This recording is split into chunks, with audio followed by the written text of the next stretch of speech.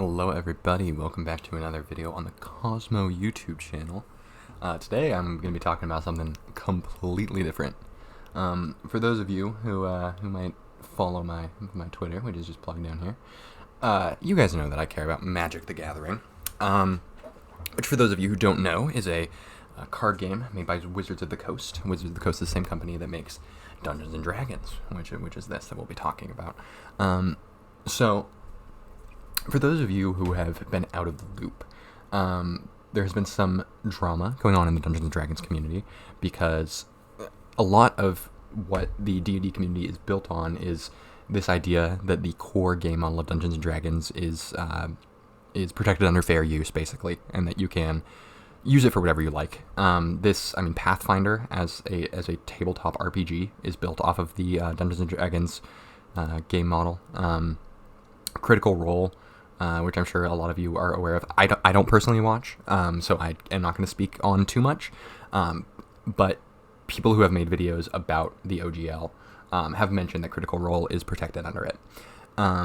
So it's a very important thing, right? It's important to the Dungeons and Dragons community. Like I've just listed two of the most prominent things to come out of this game, and they are both very reliant on this OGL. So there has been some drama as Wizards of the Coast has rolled back the OGL, or at least they tried to.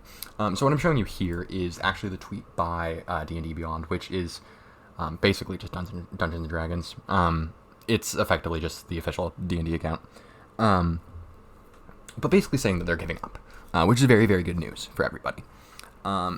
However, this is not actually what I'm talking about in today's video. I kind of just want to use this as a little bit of a jumping off point. Because I think it is very clear to those of us who have followed this issue that WotC is very much trying to get as much money as they can from their consumers. And for those of you who are Magic the Gathering players, I worry that they are coming for us next. So Magic the Gathering is of course this card game, right? That we are well aware of. And they sell, they have a specific product that they sell called the Secret Lair.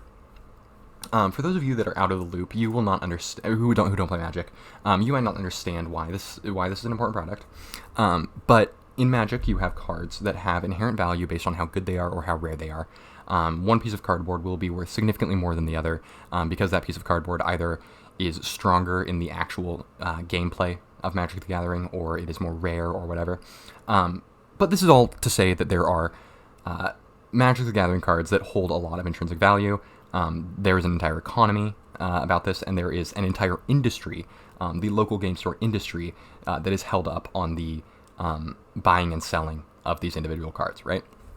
So when Wizards of the Coast initially unveiled Secret Lair, there was a lot of worry that this was sort of sidestepping the LGS, right? Now Wizards of the Coast is selling singles directly to the customer. So now, let's find a good example of this. Most Secret Lairs are typically $40 to $50. Typically, you will pay... The $50 ones are nicer, typically, but $40 is kind of the flat rate for a foil Secret Lair. And they're aware of this. The majority of these Secret Lairs will have significantly more than $40 worth of value in them. So if we go back up here to some of the more recent ones, like this one they just recently revealed, these cards are going to add up to significantly more than $40 in foil, especially once you add the interesting treatments. Plague Engineer, I imagine this will go for about $7 once it is out. This Phyrexian Unlife is kind of gorgeous, and I expect to go for a fair bit as well. The point of this is that if you are a Magic the Gathering player, this is actually a much better example. Blinkmoth Nexus, this card right here, is I believe around $30. Batterskull is around $12. This Glycerol, just a couple bucks. Same with Blinded Agent. Crick, I believe, is like $5. But this is all to say that this is about $50 worth of cards that you can buy for $40. And they're all very popular cards. So this model has existed for a few years now, and it's drawn some critique, as this is Wizards of the Coast just selling singles directly to players, right?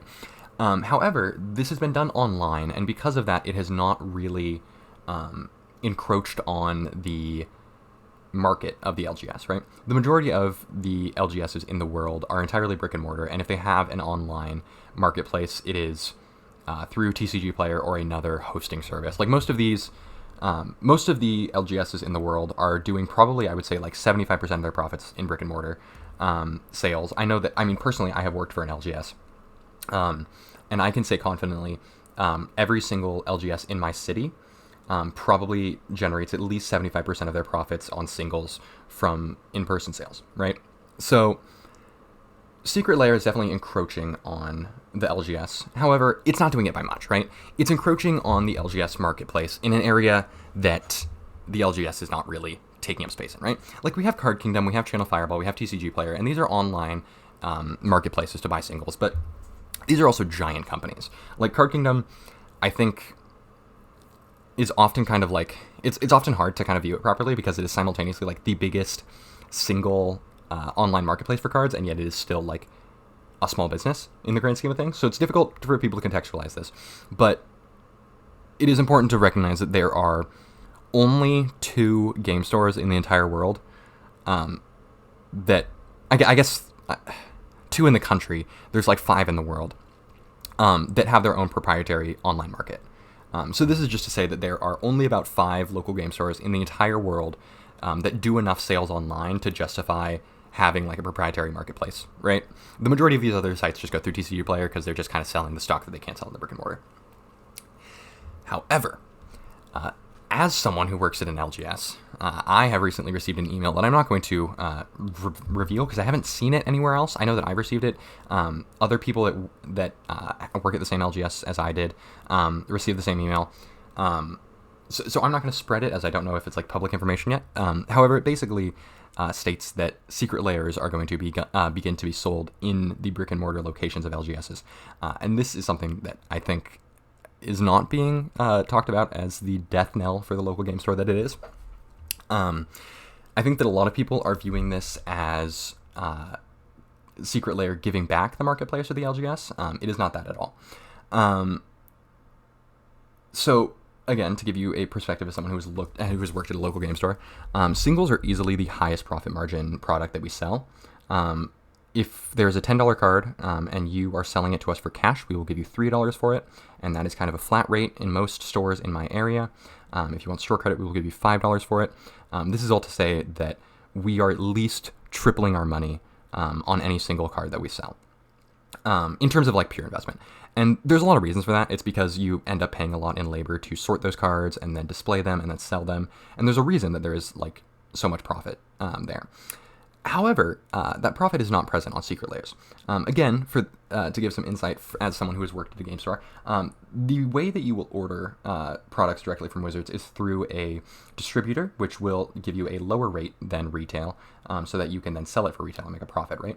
However, that is not an extremely low rate. Typically, you will buy something for about 60 to 70% of its market value. So I imagine that if LGSs are supposed to be selling these secret lairs on their shelves for $40 or $50, that they are buying them from Wizards at $20 to $30. And this means that there's just really not that much profit to be made there. That is the same profit margin as packs and other sealed that WotC does, which is a decent profit margin for local game stores, but it's not what keeps them open, right? Like the singles are and the events are what keeps local game stores open, because that is like what differentiates them from just Target, right? So this really worries me, because I think that with the direction that Wizards of the Coast is going, I easily foresee a world in which they begin to release secret lairs through through actual local game stores that have such value in them that local game stores will just not be able to sell their singles. There's a time, I believe a year or two ago, where they did a secret lair that was just fetch lands, and I believe it was like $50 for 3 fetch lands, which is an insane deal. Fetch lands are typically $20 to $40 each, so even if you are getting the absolute 3 worst fetch lands you possibly could, you were still getting $10 profit. And some of those secret lairs would have a $50 fetch land in them, and then also 2 other fetches. So if you walk into a game store and you go, I want to buy a Scalding Tarn, and your options are the $50 Scalding Tarn in the case, or the $50 secret lair that also comes with 2 other fetches, you're going to pick the secret lair. And there's no reason that WotC won't make more and more enticing secret lairs to sell on local game store shelves. And there is no reason that customers will buy the singles rather than the secret lairs, right?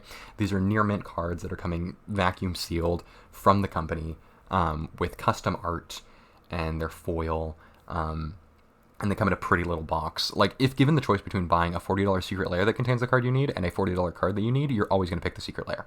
And I think that people aren't really thinking about that, because in the past you've had the wait time of the secret lair to kind of compensate for that. Typically you would order, you notice there's a pre-order, right?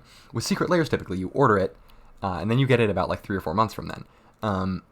But I worry that a secret lair in an LGS is just gonna take that away, and instead we're just gonna see a much higher amount of sales of secret lairs and a much lower amount of sales of singles in LGSs that are selling secret lairs.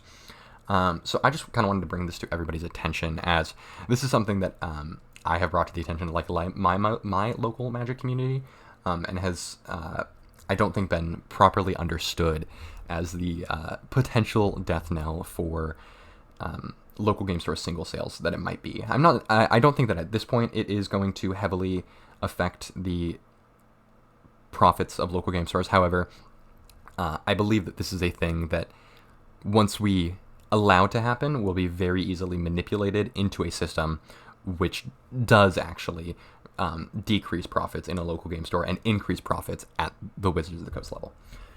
So I know that this is not kind of the normal content, but I felt like it was a very pressing issue, and one that I want to talk about nonetheless. So I hope that you guys enjoyed it, even if it was not your cup of tea. And yeah, make sure to like and subscribe and all that.